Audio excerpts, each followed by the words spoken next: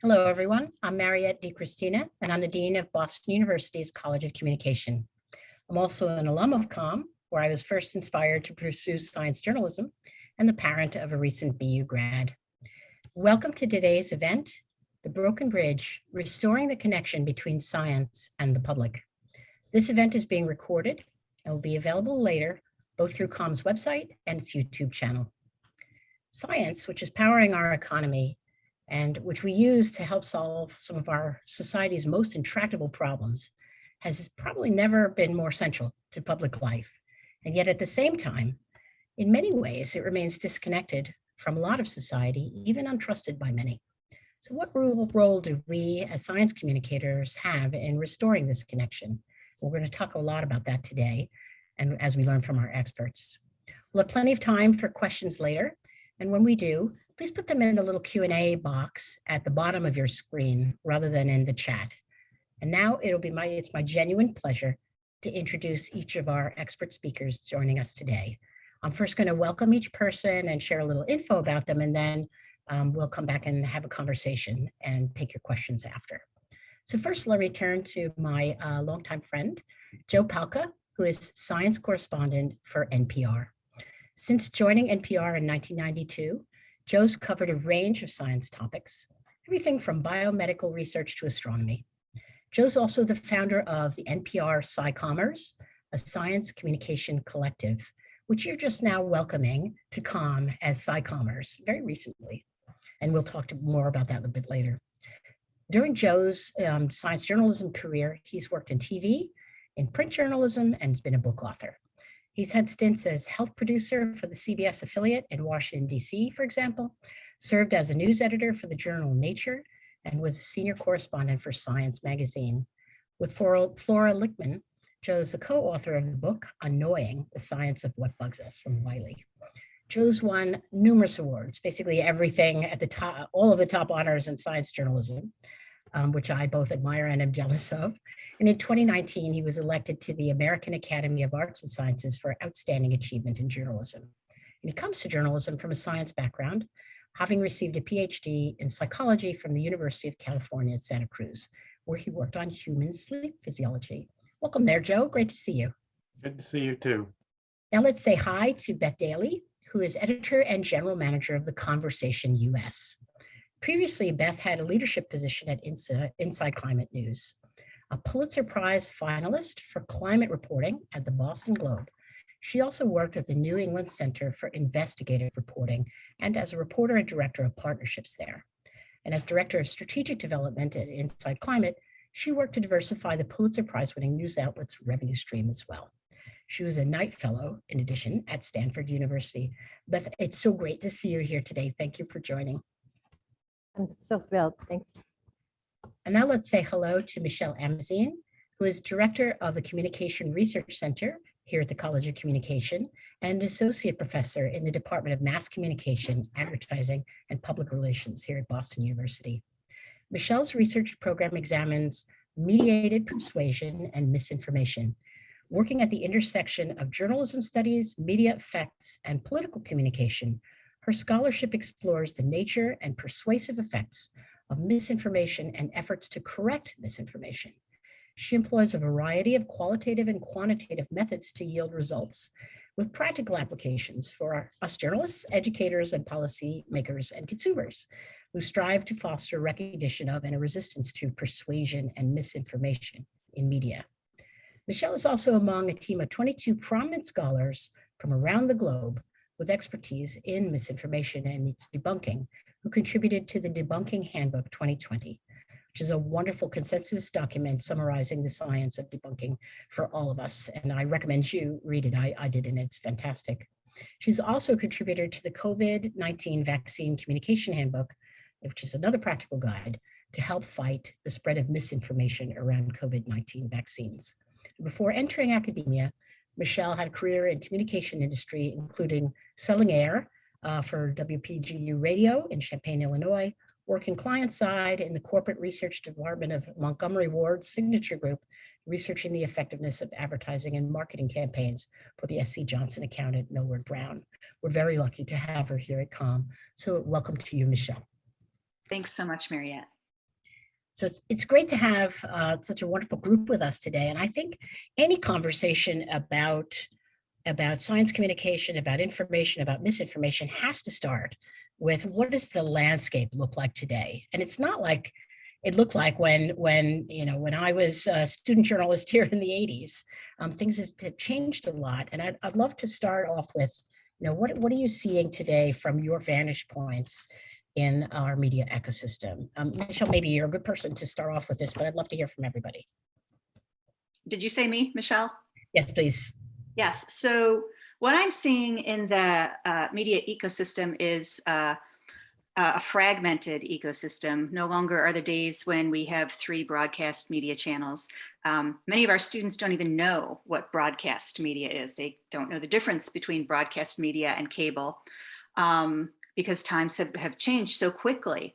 So in this fragmented environment, there's fewer gatekeepers, and with the emergence and ascendance of social media, there's virtually no gatekeepers at all in terms of keeping tabs on accurate information, keeping out inaccurate information from the media ecosystem.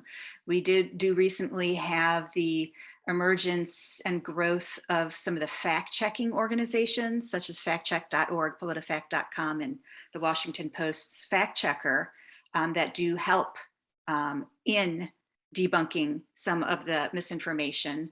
And there's a lot of local groups that do this as well, but they don't have enough bandwidth to get through all of the misinformation. And the other thing too is it's not just social media where there's a problem, I think, with especially science-related misinformation.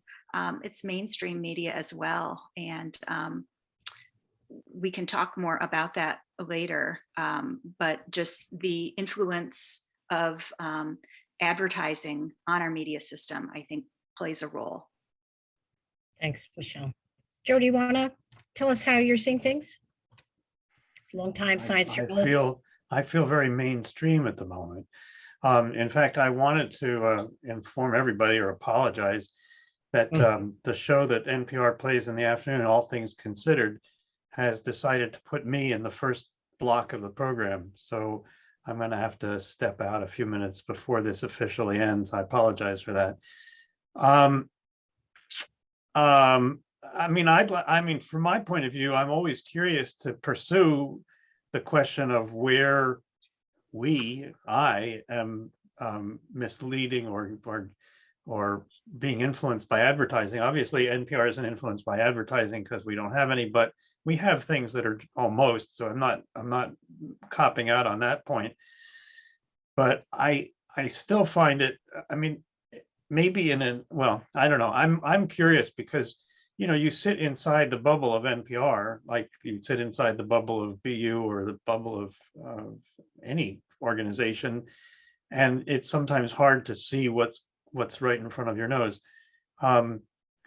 What I will say, I mean, just lately, I mean, and this is, I don't know if this is related to the media landscape or just related to the fact that there's a global pandemic going on, but science has risen to the top of the news agenda for the last year or 2 years in a way that it hasn't in the rest of my career. And we're also the other thing that I'm again going on the air in an hour to talk about a study that hasn't been published, or 2 or 3 studies hasn't been published, and a press release that hasn't provided any data.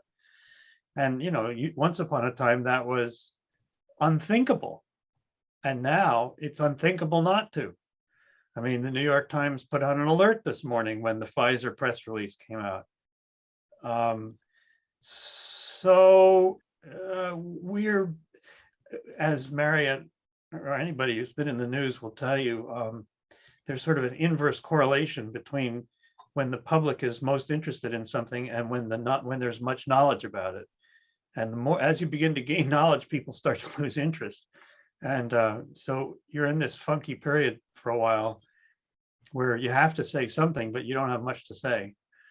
And that may be part of what's causing this seeming misleading stuff. I think it's probably more not being able to tell the whole story in an early phase of what we're talking about. But those are my thoughts. Thanks, Joe. Yeah, I'd like to weigh in too, Mariette. And if my signal is poor, can you hear me okay?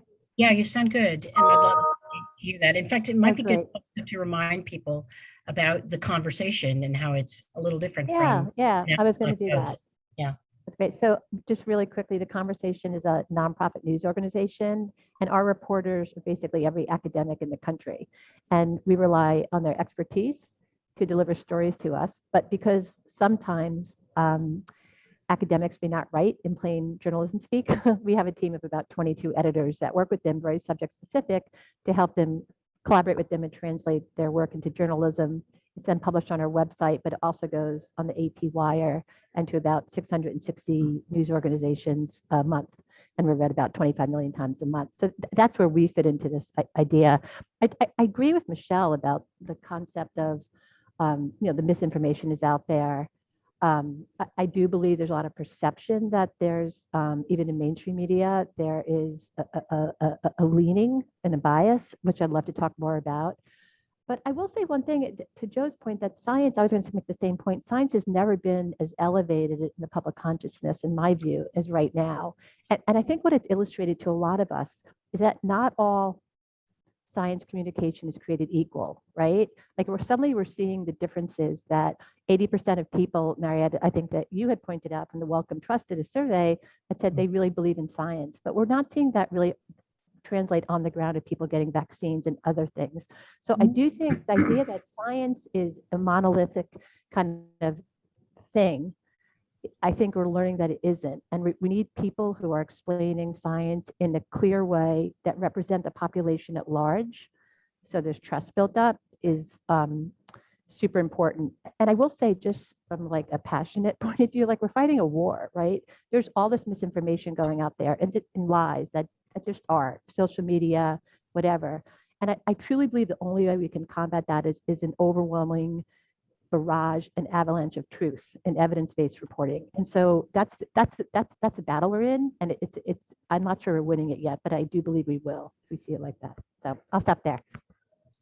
Beth, I love those comments, and I'd actually like to just, while we're with you, stick with you for a second about the perception of bias and your idea about a barrage of truth. I just would like to tease it out. Tell us a little bit more about the perception of bias.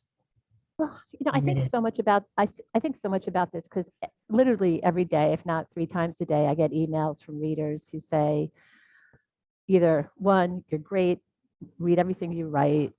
2, you're completely wacko, like you're too left wing and leaning.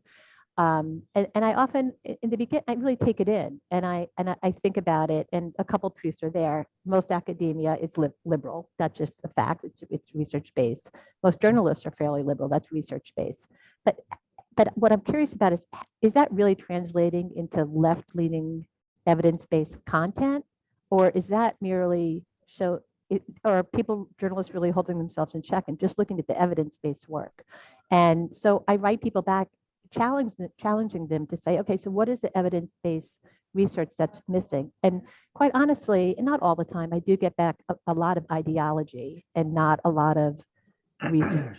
That's not all the time, but I do believe that's why I call it a perception, because sometimes I feel it too. Like I read the New York Times, I read the Conversation, I'm like, oh, right, we're saying that it's okay to have,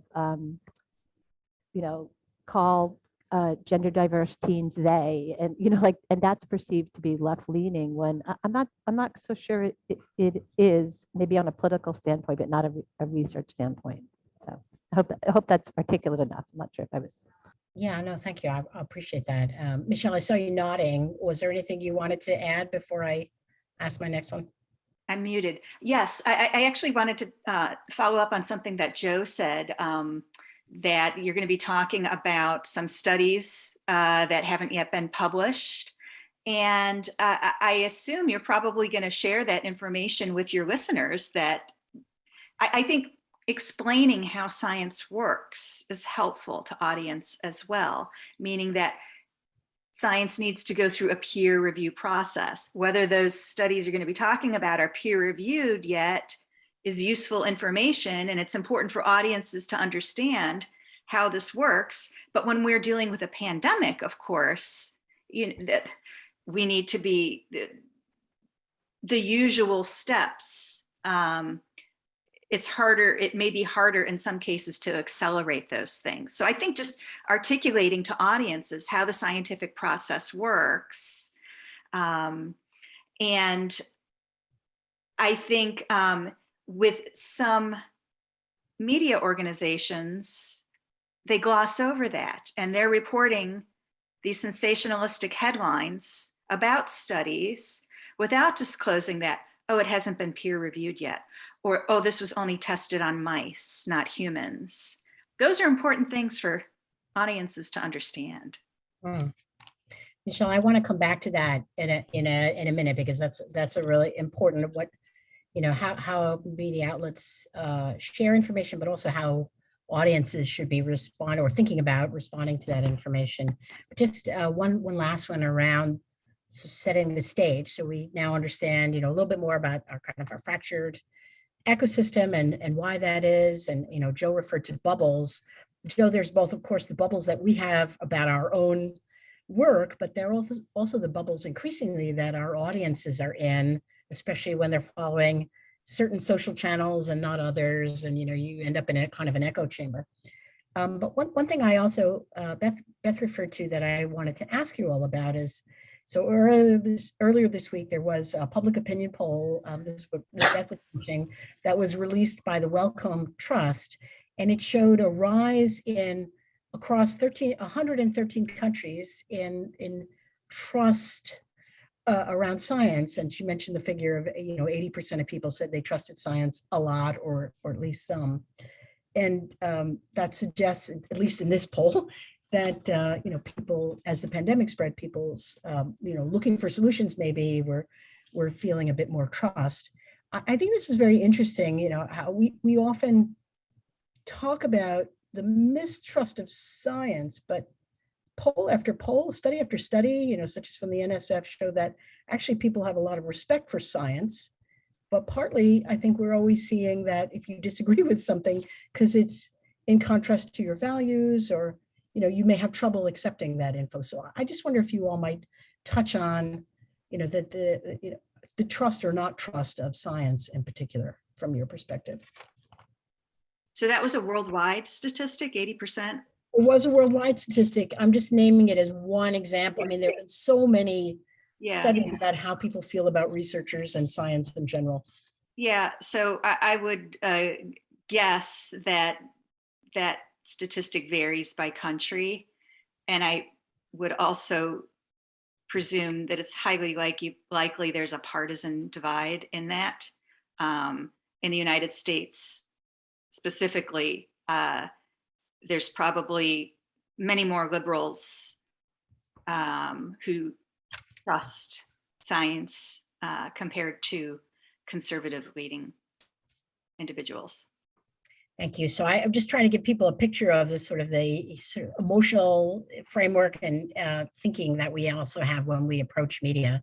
But let's come back to, now that we've set the landscape a little bit of what today looks like, which I think we can all agree was only exacerbated by our leaning in on all digital, and where we are meeting on Zoom today, and how much information came out, during especially the early stages of the pandemic, where, as Joe was saying, there is always a time when you have to say something, but you may not have a lot to say yet. So let's talk about what should media outlets, mainstream or not, try to keep in mind when covering scientific results. Michelle, you mentioned a few things.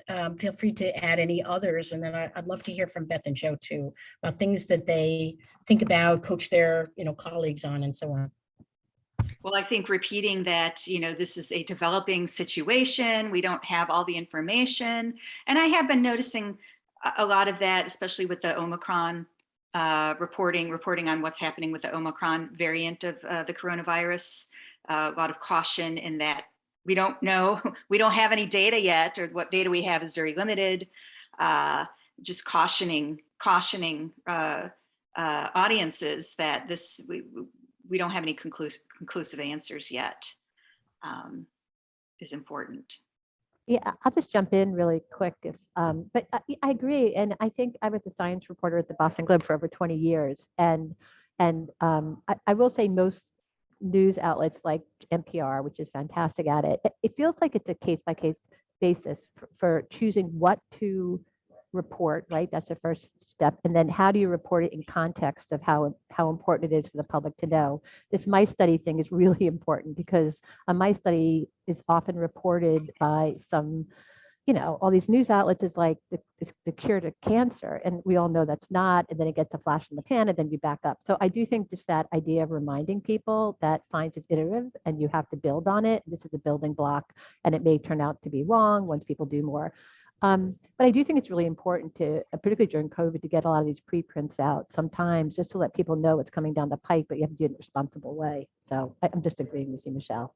Yeah, there's, I mean, I think also you have to keep in mind that there's often, I think, again, I don't have data because I sit in a newsroom and I don't gather this kind of data, but I'm convinced that there's a disconnect between what we say and what people hear.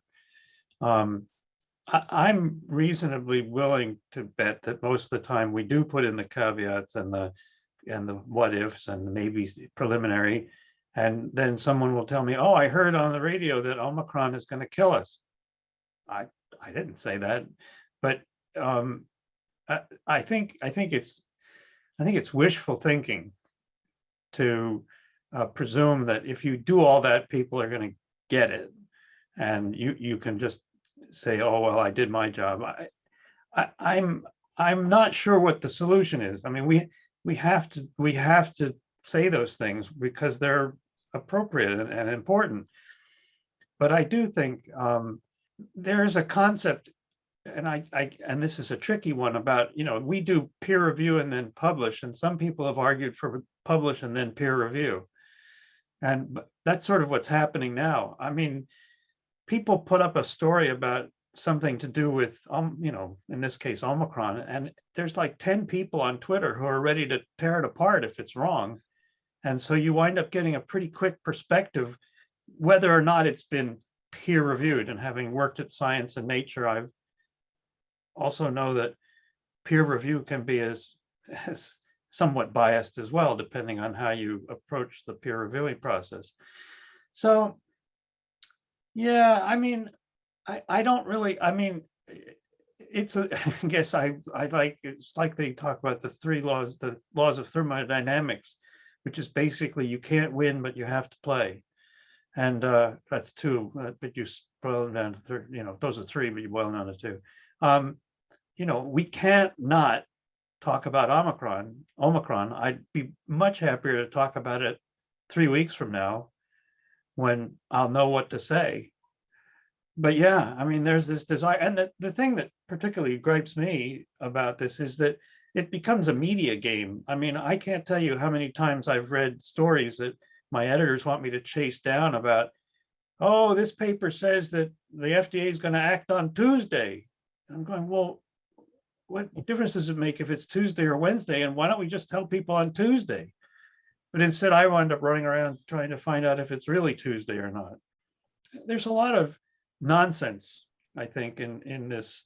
And I think people lose sight of what potentially is important. I think most of the questions that are being asked about Omicron, I mean, is it going to kill all of us? Well, probably not, but it's an interesting question to ask and try and answer. And I think when we think about asking these questions and trying to answer them, one of the things that I'm always struck by is when journalists do this, like Joe or Beth, you're doing it in public, learning on the fly how to approach this barely ahead of when we have to share it with the audiences, and that just adds a whole other level of pressure on the people trying to make sense of the, you know, maybe uncertainties that are still there. I mean, uncertainty in science, you know, that's a feature, not a bug. That's something that, you know, we embrace. So Michelle, go ahead, sorry. Absolutely. And I think explaining to audiences how science works is crucially important, that we build upon knowledge over time. Something new may come up that discredits what has been previously reported. If you remember, at the beginning of the coronavirus pandemic, we were told not to wear masks. Later, it became more apparent that we should be wearing masks, and people still cling to that as, oh, we were being misled. No, we weren't being misled. It's just the science wasn't where it needed to be at that point.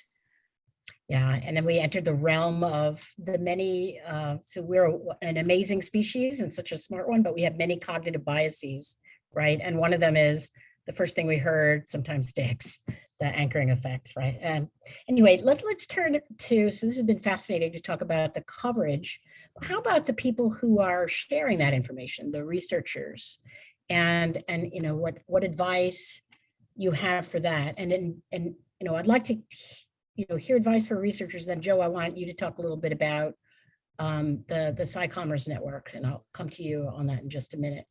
But advice for the researchers, you know, they're facing also this fractured media ecosystem, things are flying around.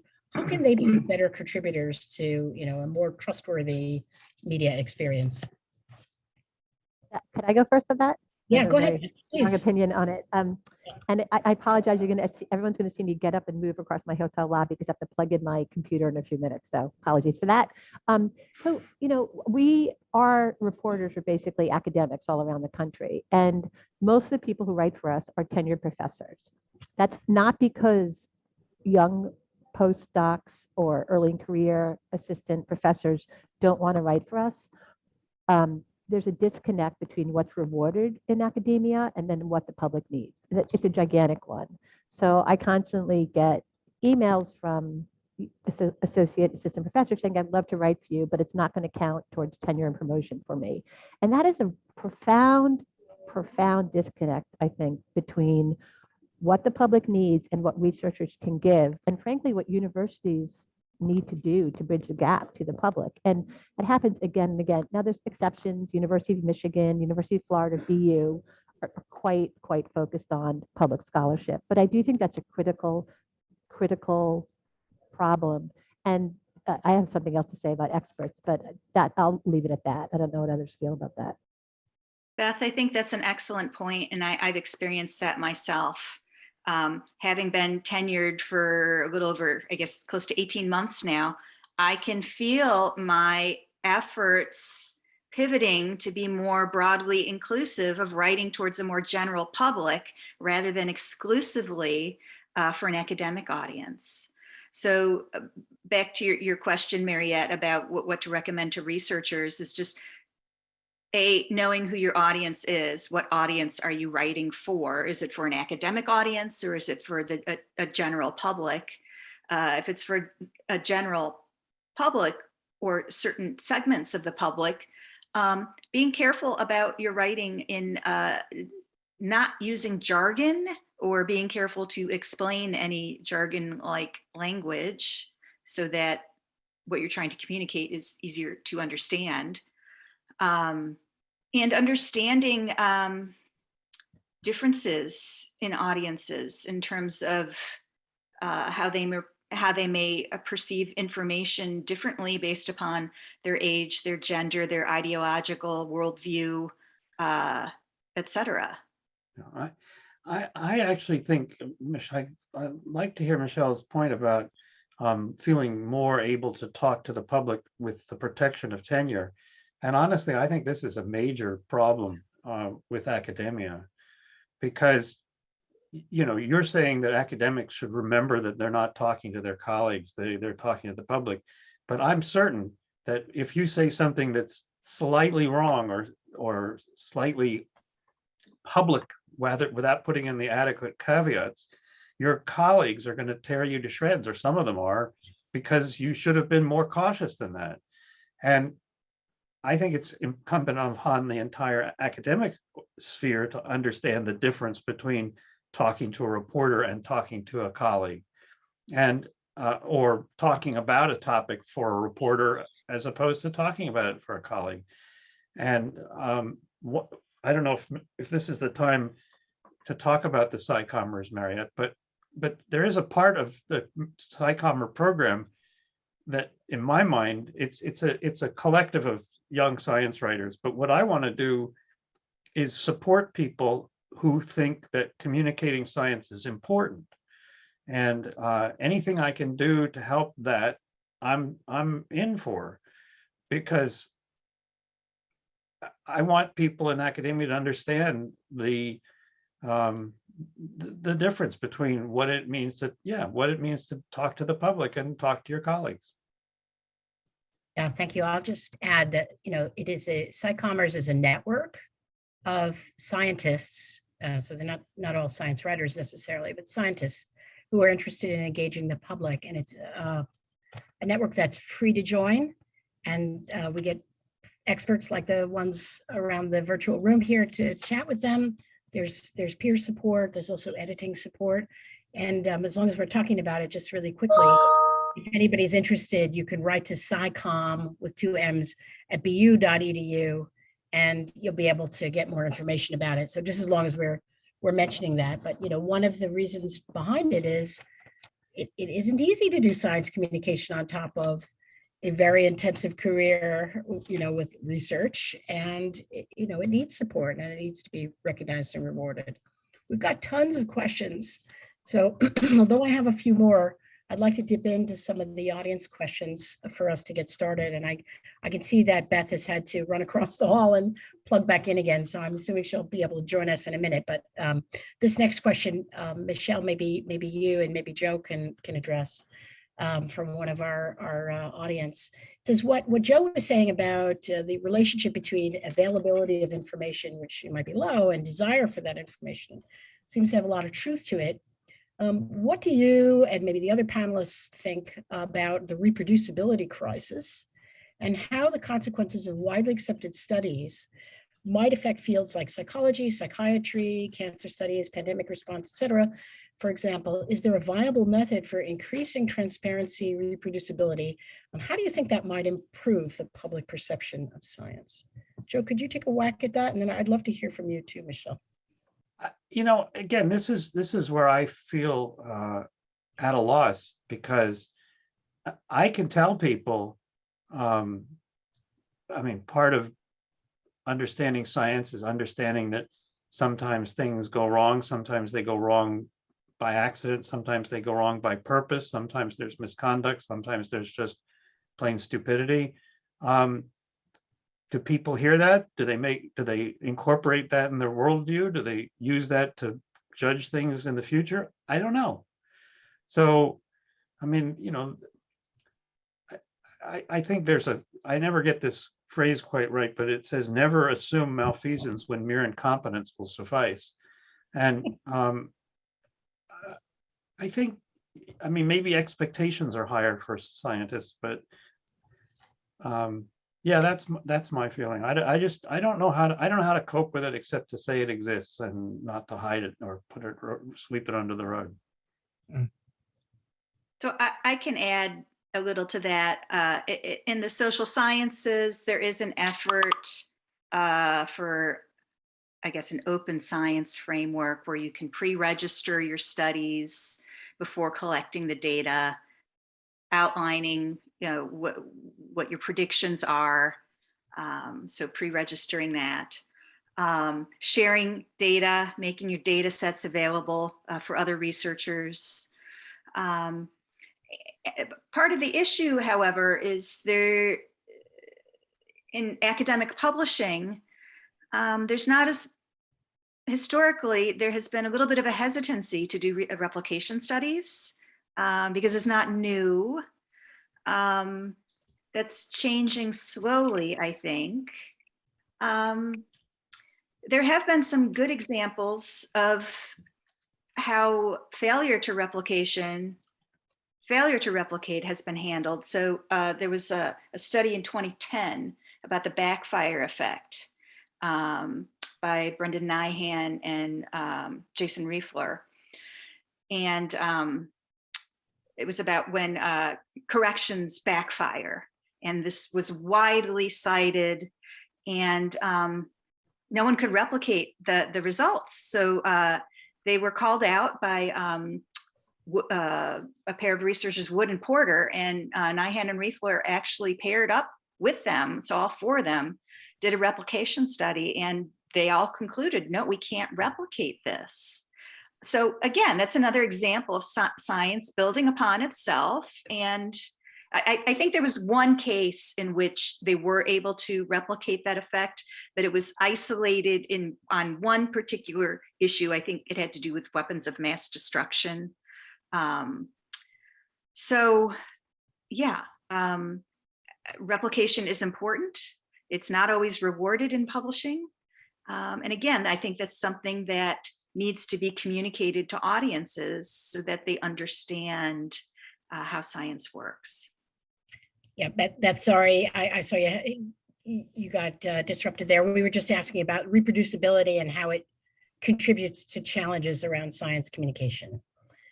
Yeah, I mean, to me, is it? I think the replication question is really important, but I feel like the problem of science communication is somehow more fundamental than that. Some people, you know, I read a study one time, I can't recall who did it, that people believe in astronomy science quite strongly, but when it comes to like new health sciences, they don't. So I feel explaining those differences to people in the beginning is almost more. I mean, the replication is going to have to take care of itself, where over time something will replicate and hopefully we'll become more sure of it. But I think as far as science communication is concerned, we're at a sort of a foundational problem where some people are understanding that there's new science out there and they're not adopting it quickly. And I feel very focused on thinking about how we do that. And that's around COVID, you know, that's around the vaccine issue, why people don't do it. I'm going to call out my nephew for a second, who's a scientist, but has not gotten a vaccine yet. Now that's really disturbing to me, frankly, as a person, but he's a very specific explanation why he doesn't want to do it yet. He just feels there's not enough evidence yet. I mean, I don't believe that, but he does. And I do want to point that out because I do think that's a very fundamental problem when we're talking about people saying 80% of people believe in science, yet you're seeing a lot of people not act on that. Thank you. So let's take another direction from one of our many questions here. By the way, keep feeding them in anytime, folks. We really appreciate those. Here's a question. I've been at the intersection of health, science, and political journalism for my career, writes the questioner, and can clearly see the disconnect between the beats. Yet so much health reporting these days has political implications. What can be done to help political reporters understand the need to provide better context about what they're reporting? Any advice? You know any political reporters?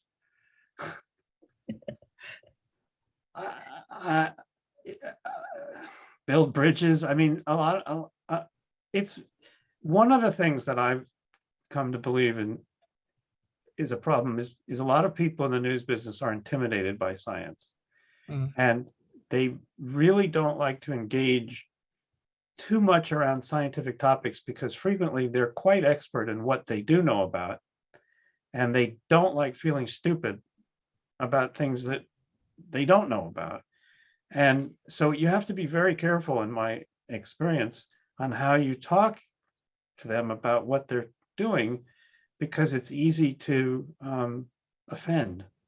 And I don't mean to. I mean, I glory in my ignorance, and most science reporters that I know do as well. But a lot of political writers know a lot, and I don't know what to say. I mean, it's so much easier to talk about what President Biden thinks is going on with the coronavirus than to talk to, Dan Baruch at Harvard, because President Biden is going to give you these big sweeping edicts, and Dan Baruch is going to talk about the titer of the antibodies for neutralizing the Omicron variant. So, I mean, which one do you think knows more about Omicron, President Biden or Dan Baruch? But the politics of it is go listen to what the president has to say. And I don't get that, but that's the way it is. You know, at the Globe, we had a pretty good policy when politics team was writing about something that had to do with science. They'd run it, or climate. I was mostly a climate reporter. They would sort of share it with us, and we'd do kind of a write through or a quick paragraph inside. And I do think that interdisciplinary approach could be, I think more newsrooms could adopt that. And I think stories would be stronger for that. And I know it happens a lot, it just doesn't happen all the time. Yeah. I mean, it happens at NPR too. I'm not trying to say my colleagues don't, but there is a tension sometimes. I remember once I was doing a story on the physics of baseball, and I decided I should run it past the sports columnist or sports correspondent because I didn't want to run afoul of any sporting tropes that I might have been violating. Can you violate a trope? I'm not sure.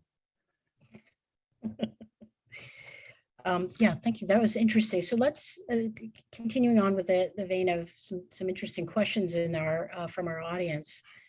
One, I think, is something that we maybe glossed over when we were talking about support for researchers, but this question is from a forensic scientist.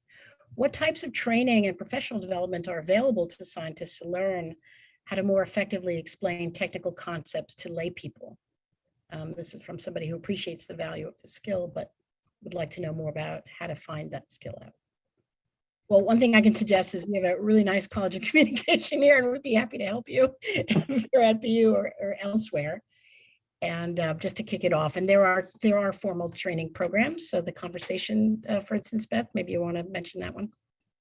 Yeah, I mean, you can always pitch us stories, and if your idea is chosen, we work with you very closely to craft a piece. And when you craft a piece for us, you're kind of inserted into the public sphere. About 50% of people are then contacted by broadcast media. But there are also some really good projects. The Alan Alda Center at Stony Brook has a lot of science training. Nancy Barron runs something called Compass, COMPASS, that does science training. And these programs are largely free for scientists. They also go to universities regularly to hold webinars on everything like, how do you deal with social media? You know, that can be a really kind of an important lever for a scientist or the end of your career, you know? So they talk you through that. They talk you how to do radio interviews, how to get your knowledge out there. So there's lots of training. And as Mariette said, if you're a BU alum, it sounds like there's a lot of resources at your disposal as well. We also touched earlier on the idea of recognition. So this next question kind of is along those lines. So I presented, this is the writer, Roxanne, I presented on SciComm recognition and rewards a few years ago back at AAAS. That's the American Association for the Advancement of Science, for anyone who doesn't speak acronym. And one issue is how to assess the science communication and public engagement efforts. Any ideas around how do you know it's been successful? Help me. Michelle, maybe you could speak certainly about how advertising campaign folks think about engagement and whether they know it's successful, and that might be a springboard. Well, in advertising, it's ultimately about sales, but also about attitudes and image of your brand, amplification of the campaign in social media, who's talking about it, who's sharing it. So I guess looking to see in terms of a science article, who's sharing what you wrote with others. Is it being picked up elsewhere? Yeah, I think all those things are exactly right. I deal a lot with foundations and trying to raise money for our nonprofit. And I'm constantly asked, okay, how do you prove impact? How do you prove that this worked, And in some ways, what you're talking about is really a very important metric, like how many reads did a story get? How much did it get out there in the public sphere? But it's very hard to then after that show that there's this long tail of behavior change or something that people actually did. And I think that's always challenging. And it's just like I see public scholarship in many ways, just like science. It's a process of building upon the shoulders of others. And eventually there's something that's accepted, and it's not one person figured it out, but a bunch of people contributed to it. It becomes a critical mass. Yeah, I have to say I'm not clear at all, and it's been bugging me. Yeah, it's been bugging me because the media are not like an academic institution where you could set up new rules about how you want to do things and change things, you know, because your audience, I mean, they want, if you're being persuaded by, you know, Twitter clicks or social media hits, you're going to do a different kind of news than if you're trying to change public opinion about something. But I don't know how I mean, you know, everybody's looking for a metric, and it's nice, clicks or something you can count, but I'm just, you know, I'm just very unsure. And Mariette knows, I probably said this to her. I mean, I'm reckoned to be a good science communicator because you know, I've won all these prizes, but the only real evidence I have that I'm a good science communicator is I get a paycheck. You know, I mean, I don't know what would happen if they, you know, if I had to go to the court of public opinion and say, okay, what do you think? How much is Joe Palca worth? So it's just the whole, you know, it's like impact factors in journals. I mean, they're all artificial efforts to come up with a way of quantifying something that's not really quantifiable in a way. And yeah, historians will tell us, you know, in 100 years that this was a time when people didn't believe in science, or they did believe in science, or something like that. But right now, I don't know how you reach those conclusions. You know, for me anyway, I'm with the advertisers and public relations folks in thinking a lot about, you know, what kind of, who is the audience you're trying to reach, and what action would you like to see as a result of reaching them? And I think that, you know, super broadly speaking, but that's always a useful way to begin any kind of communication, whether it's about science or anything else. You're trying to build understanding between something you want to share with certain, you know, folks you want to share it with, and then ideally you want to see something happen as a result of that, even if that happening is just the joy of illumination. So I have one other question from the audience, and I have one or two others to tie things up as, you know, as the hour approaches. And we've got a couple of variations on this question, so I thought I'd ask it. Can you suggest resources or tips for journalists who lack a science background? We talked a little bit about political reporters, but, you know, for folks who lack a science background but really would like to do the best they can to write accurate, credible, yet readable and digestible articles on science topics. Any go-to advice from you folks? Well, I think we were talking earlier today about SciLine. That's the AAAS resource for general journalists who need experts in various topics.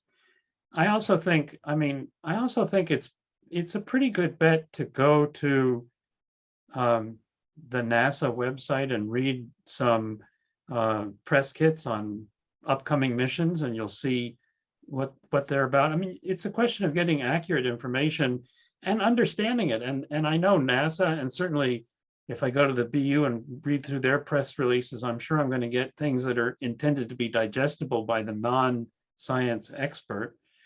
So there's a lot of material out there. Maybe the other thing is to ask for help in the sense that, let's say your editor, after you've written a piece, says, that was great, but you have some questions about it yourself. Well, there's no law that says you can't go back to the scientist that you interviewed and say, look, I want to make sure I've got this right. I mean, you don't have to tell your editor you're doing it, because sometimes they get all pissy about, you know, checking with a source, but you're not going to change it to accommodate somebody's biases, I hope. You're going to change it to make sure that, oh, did you say 10 million or 10 billion? I mean, you want to get that one right. So I think there's a lot of resources, but the SciLine is one that I would point to And I mean, I think someone mentioned the open notebook, or was that in our earlier conversation? It was, but the open notebook is great. Yeah, please The do mention. something called the open notebook. It has a lot of tips for journalists and science journalists about how to improve their craft. So, I wouldn't despair about what's available for the motivated journalist who wants to find things about science and doesn't know them. They're out there. I mean, I've given a few. I'm sure there are more. And listen, I feel really badly about this, but All Things Considered has been pestering me through the entire hour about when am I going to be available, and they've changed the script, and do I approve it? And no. So if I'm going to put in all those caveats that you guys suggest I do, I better say goodbye and address whatever they think I've done right or wrong. So with full apologies, I'm going to say thank you for a lovely conversation, and let's do it again sometime. Yeah, Joe, delighted to have you. Thank you so much. And please thank your producing team on our behalf. Great to see you. I told them 4 o'clock. Did they listen? No. No, That's editing. We'll be for listening. you. we'll be listening. Yes, we'll be listening very soon. Thank you. So a couple of last questions for me. Oh, Beth, did you have something you want to add? I'm sorry. Go ahead. Just really quick, because like I was that reporter who didn't know anything and got thrust into a science beat versus a space reporter, like not knowing anything, and then as an environment reporter. And really, you got to find scientists who are your friends and good guys. And I would run a lot by them. Again, not to change quotes or anything, but did I get this right? And it's really critical because I do think it's important to look through all these websites, but it can take forever. And I know how busy daily reporters are. So if you have a story, you got to find a source you can trust and say, I want to get this right. Let's get it right together.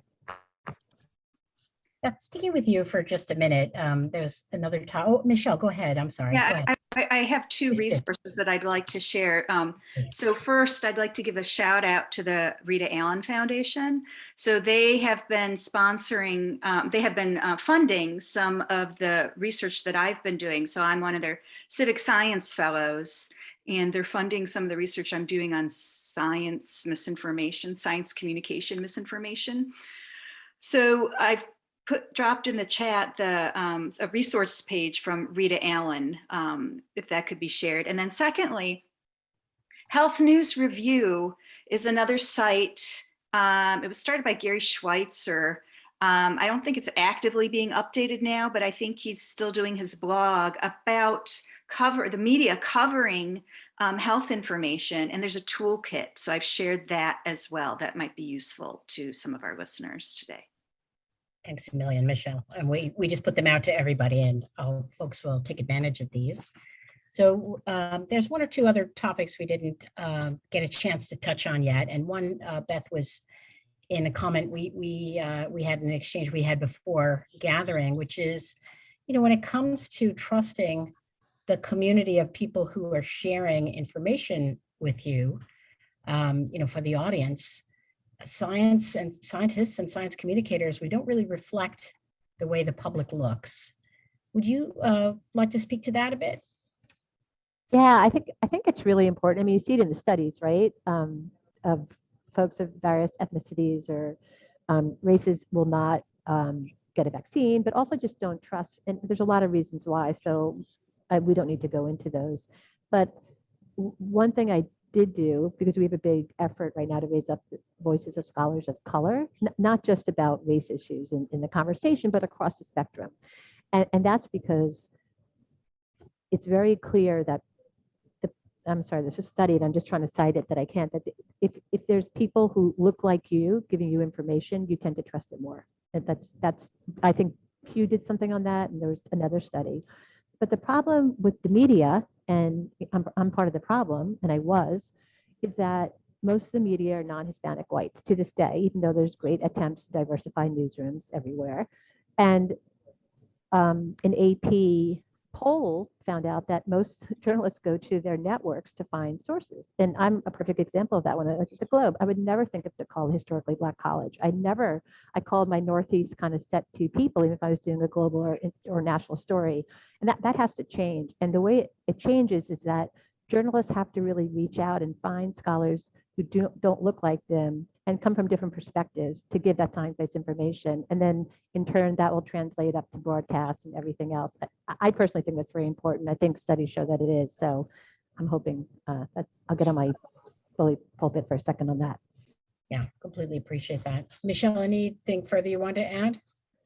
No, I mean, we see that in academia as well. And, efforts, we need to do a better job in searching for and including more diverse voices. That's an effort that we're doing at the Rita Allen Foundation with the Civic Science Fellows as well. Yeah, thank you. So as we get close to the hour here, I did have one last question. So especially thinking about our students, the science communicators of tomorrow and researchers of tomorrow, I wonder if you had any last thoughts you wanted to share that they should take away from this conversation. Any like key points? We've talked about a lot of things. We've talked about the media landscape and how fractured it is and the mechanisms that are creating some of the disruption there. We've talked about some approaches to improve both in the ways we share that information and also the ways we as audiences engage with that information. And we've been talking a little bit better, a little bit more about how to better engage to build the future. So I'd love to hear any final thoughts you may have that you want to share. I guess I would say for our students and researchers, just to be cognizant in terms of science communication. If you're creating content, or consuming content, using reputable sources, checking your sources, using a diversity of sources, and also checking dates. I actually am embarrassed to admit I commented on somebody's something they posted on Twitter, a study they posted, and I missed that it was a study from 3 years ago, and they corrected me, and I just felt, I fell for that too. I should have caught that. So being wary of that, and then also being cognizant that you can communicate beyond the media. You can have interpersonal communication, face-to-face communication. And that's really important too when we're talking about science, so that we're not dealing with length restrictions. You can go in depth, especially on contentious issues or issues having to do with misinformation. In person is sometimes, it's scary, but it's necessary. Thanks, Michelle. Beth, any last thoughts? Yeah, this is, I guess, maybe more aimed at journalism students and researchers. I hear a lot, and I mentor a lot of young journalists, and science journalists in particular. And I do see people have very strict ideas of how they want to communicate science and what they think is the adequate way to do it. That tends to be in the Northeast at the New York Times, and I'm being quite honest about, or NPR. And the fact is, I would argue that's not where you need to be. You need to be in the middle of America in a small paper, doing your selectmen meetings or whatever, but also learning about something so you can report on it in excellence and find stories that no one else has, build up your cred, and then go to another place. And I do think that's really important, because that's where we're missing evidence-based reporting for science, is in these papers that have been decimated, completely rotted out by the consolidation in media that's going on right now. Thank you. So very important thoughts.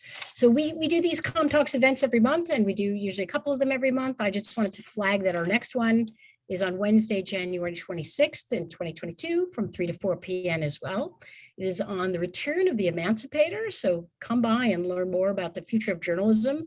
And this was helped put together with COM's Diversity, Equity, and Inclusion Committee. And I want to ask you all to please do join me and thanking our wonderful expert panelists today, Beth and Michelle and Joe, who's off to make journalism happen. Thank you all so much for joining us. It's been terrific to get a chance to talk about science communication with you.